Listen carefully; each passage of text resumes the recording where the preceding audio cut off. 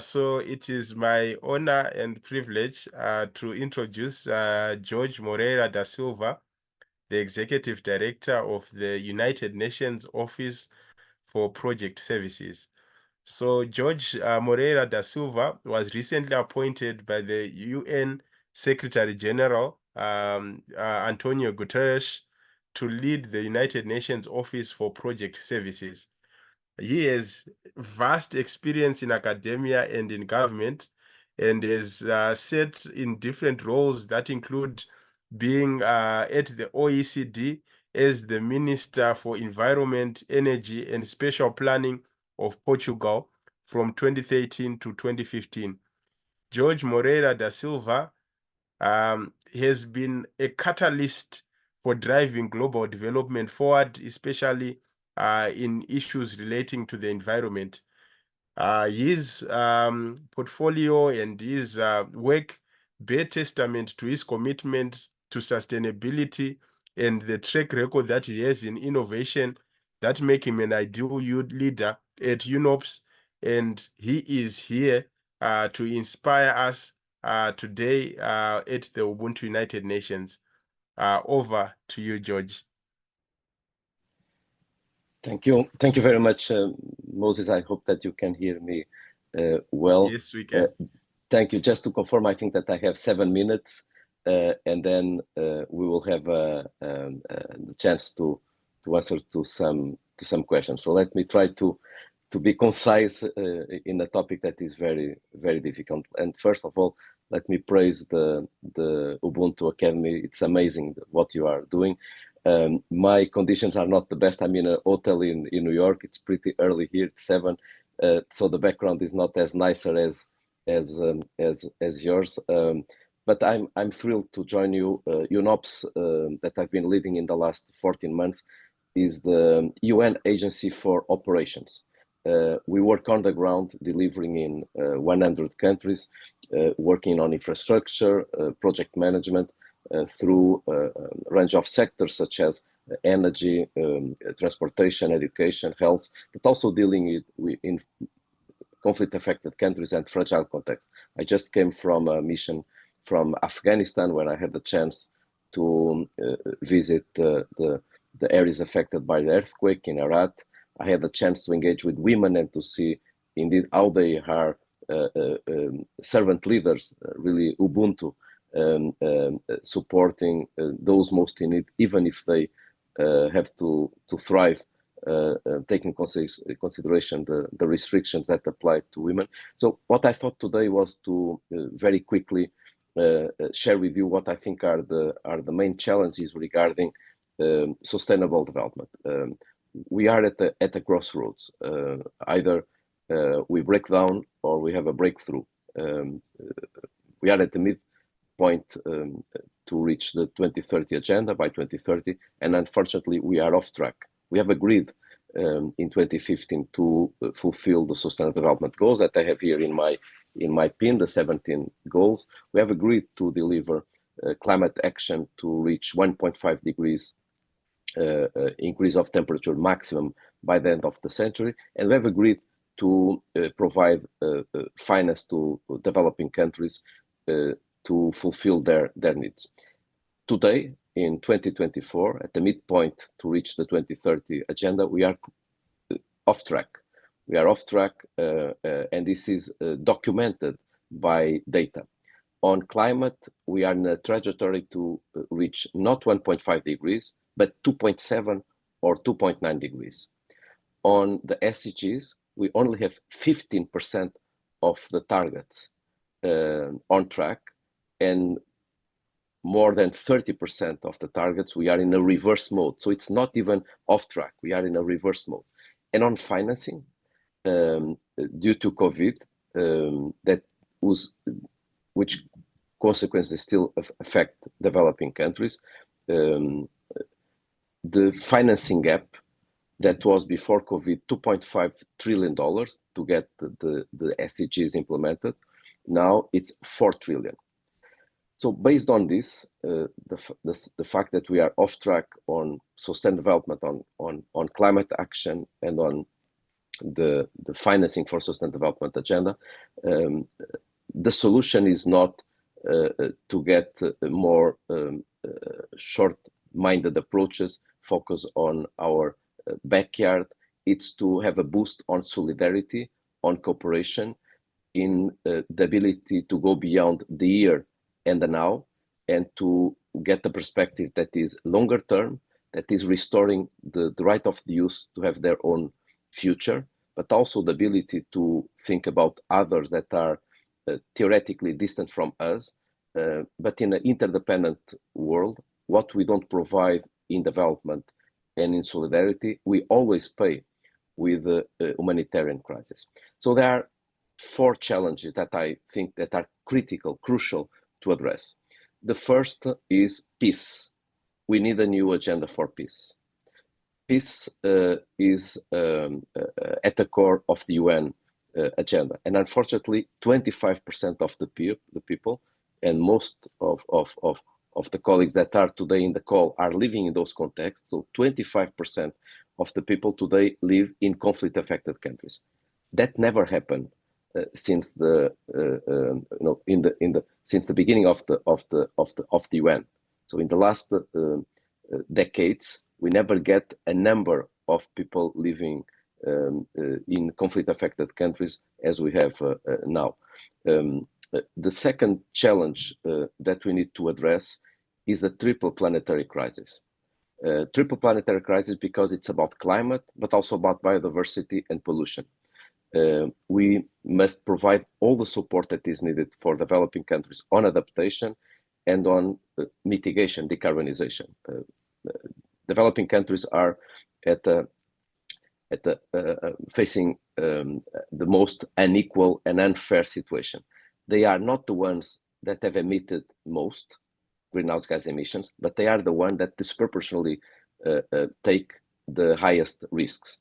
So 80% of the poorest in the world, 80% of the poorest in the world live in the 21 most affected countries by climate change. For instance, small island development states. I just came from Antigua and Barbuda from a summit on the small island development states.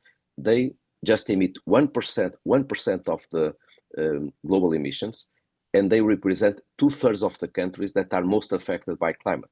So obviously, we need to provide more support for those countries to compensate the damage that was already caused, to provide support on adaptation, to make them more resilient to climate shocks, but also to support them on decarbonization. And we must do this in a way that is consistent with their own aspirations. On biodiversity, because we are facing massive extinction of biodiversity, and we must ensure that we value the ecosystems, we protect the species, and we ensure that the people on the ground don't have to choose between protecting nature and protecting their own future from a social and economic perspective. We have to find ways to compatibilize biodiversity protection, social protection, economic development, and this is, I would say, a critical element. But also about pollution, plastics. I will share with you a figure. In the last 2 decades, we have doubled the plastics consumption in the world.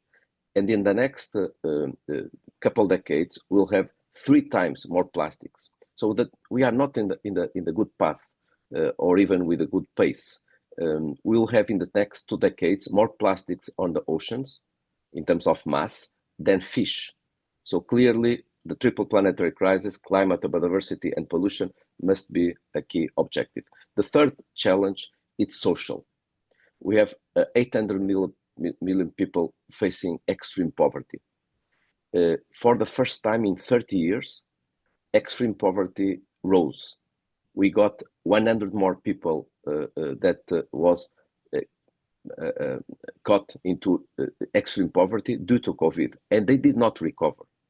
There is a wrong perspective, a parallaxis mistake, that is the idea that we were all taken and caught by COVID, but then we all have recovered. That's fake. The recovery from COVID, from an economic and social perspective, has been quite uneven.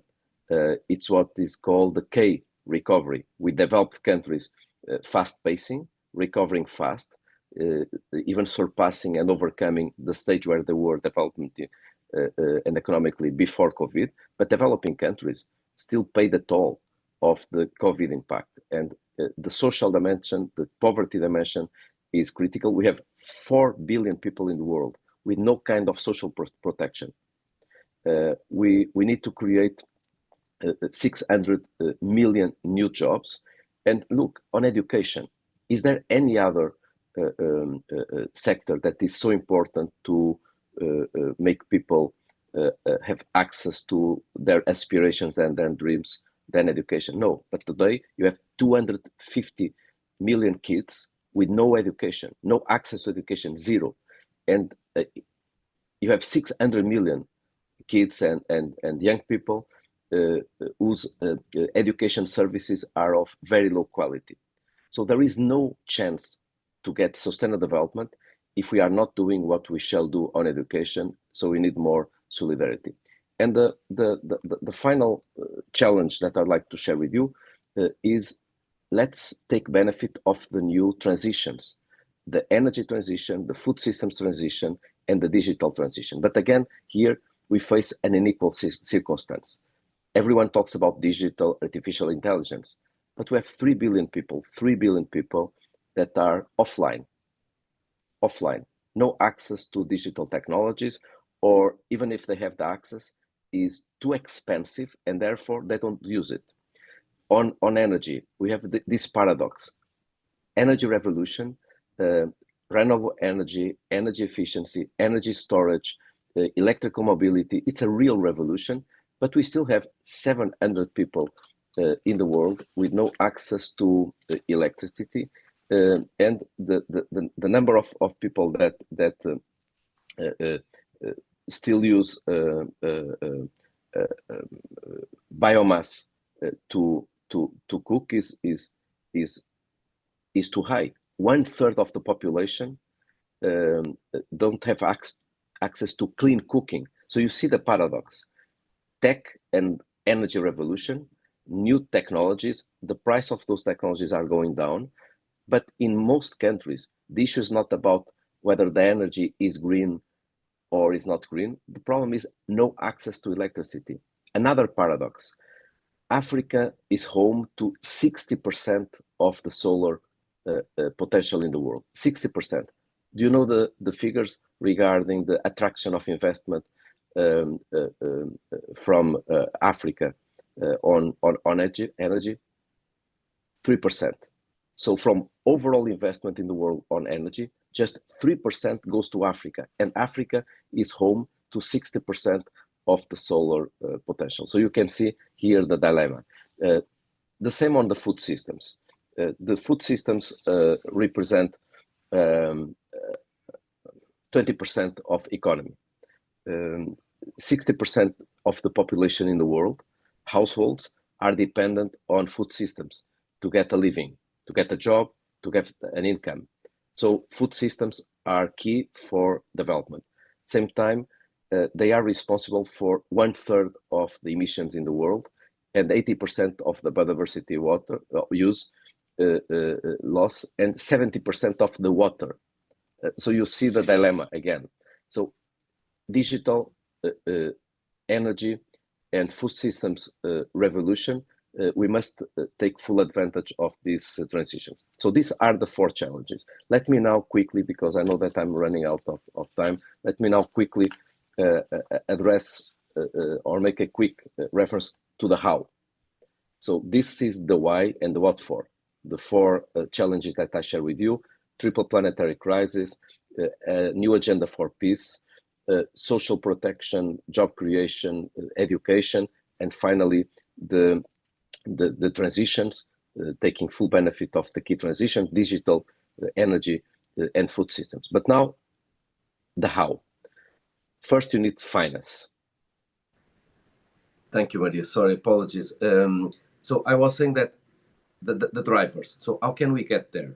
First, we need finance. We need to scale up finance to mobilize ODA, so official development assistance, public money, but also private money, blended finance, impact investment, sustainable finance, tax, remittances. We need to go from what we have now, that is just $230 billion ODA, official development assistance, to the 4 trillions that are needed per year to support developing countries achieving the SDGs. So finance is a sine qua non condition. The second is policy. It's important not just to have finance, you need to have the enabling context. The governments will need to put in place reforms.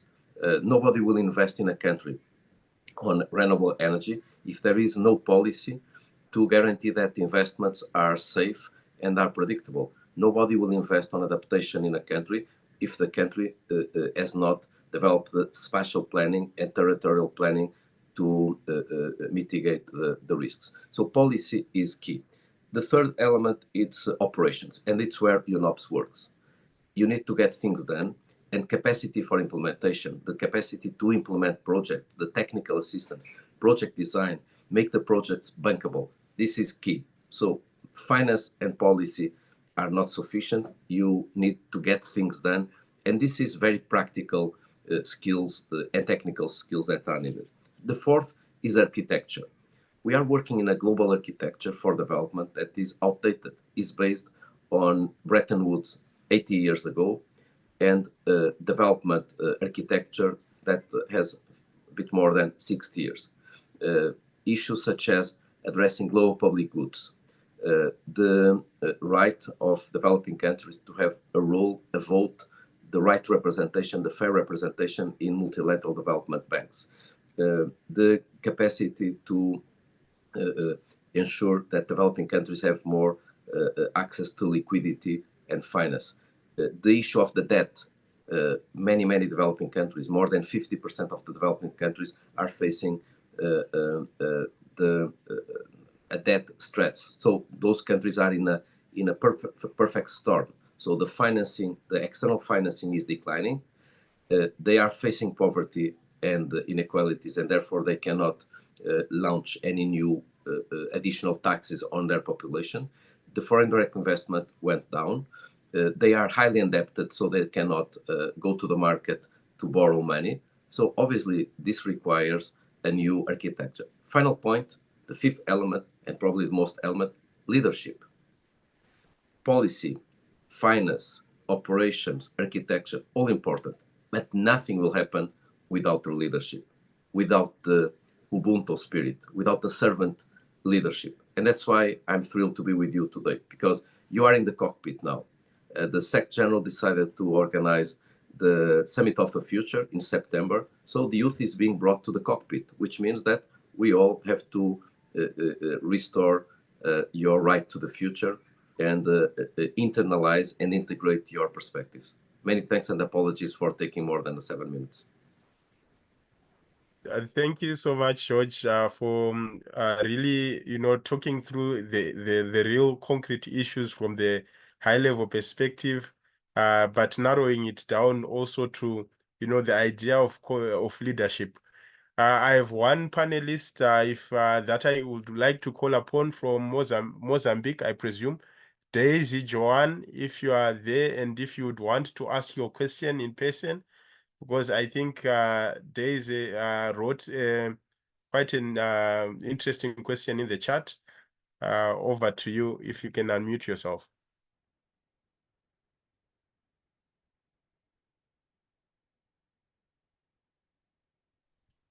Hello. Hello. Yes, we can hear you. Please go ahead. It's a pleasure, and thank you, Moses. Thank you, Maria, and all of you, all of the team, and Jorge Moreira da Silva. Thank you. I would like to know, and I think on the chat we share some answers about my question. My question is, what are the challenges and opportunities for sustainable practice in development country? I'm from Mozambique, as Moses said. And I would like to know how can we build here actions to change to grow in sustainable plans in our country. Thank you. Thank Over to you, you. George. Thank you very much, Delzi. I think that Mozambique faces multiple challenges, and obviously we cannot just take one problem and one challenge without addressing all. For instance, you have vast resources on renewable energy, but you still face huge challenges, not just on development, but also on humanitarian. Cabo Delgado. Unfortunately, what I see, Delzi and colleagues in other contexts also have been seeing this, some of the crises have somehow disappeared from the international discussion. We are all talking about Gaza and Ukraine, which makes sense because we need to stop the war, both in Ukraine and in Gaza. But let's make no mistake, the other crises did not disappear. The crisis in Cabo Delgado in Mozambique, Afghanistan, Myanmar, Yemen, Mali, Haiti, Somalia, Sudan, South Sudan, Syria, Lebanon, you name it. I know this because UNOPS is working in this context. And one of the contexts is in Mozambique. In Mozambique, we are providing support in Cabo Delgado to the IDPs, to the internal displaced people, more than 1 million that have to move from Cabo Delgado due to the insecurity. Now half of them return, so we are providing financial support, cash for work, working opportunities for these IDPs, but also for the community that is hosting them. What's the problem? I've checked the figures and I realized that not only regarding Cabo Delgado, but more broadly, the humanitarian needs in 24 for Afghanistan, for Mozambique, are in the order of $400 million. Do you know how much has been provided? 6% of this. So you see the challenge. You know the challenge much better than myself, Delzi. So one of the challenges that you face, the Mozambique faces, how can you still attract and mobilize the international community to support you, knowing that unfortunately some of the crises that you have faced and are facing are no longer in the news. And that's why it's so important that UN, the NGOs, the civil society, we maintain this crisis very visible. So the challenges that Mozambique faces, as you know, are related with the social dimension, the education, the getting more people going to the schools and having the best education, but also infrastructure, water, sanitation, energy, digital transition. At the same time that we have to ensure that the population can benefit from the resources. So the real challenge is sustainable development, but I truly believe that Mozambique has an enormous potential to further develop their social, economic, and environmental dimension. And I'm planning to go to Mozambique very, very soon. Thank you. Thank you so much. So I'll take one more. Veronica from, I think it's Poland. If you can ask your question.